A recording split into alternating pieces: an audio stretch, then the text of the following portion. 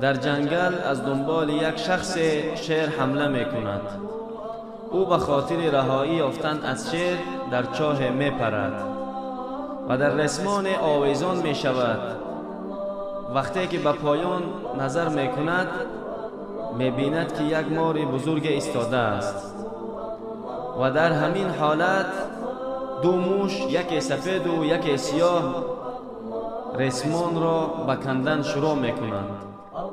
ناگهان به چشمش خانه زنبور عسل نمایان می شود و او انگشتش را به عسل زده به دهانش می گذارد و از شیرینی عسل شیر و مار و موشها را فراموش می کند و او فراموش می کند که به هر حال او به پایان افتادنی است.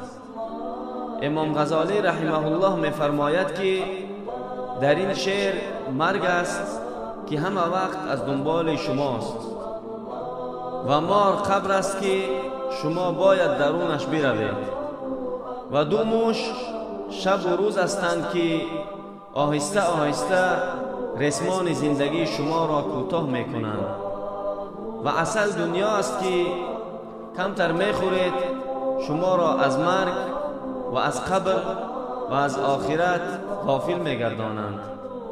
برادران عزیز، برای دنیا از آخرت غافل مشوید. این ویدیو را نشر کنید، شاید که به سبب یک نشر شما در دل کسی تأثیر کند و در ثواب شریک شوید.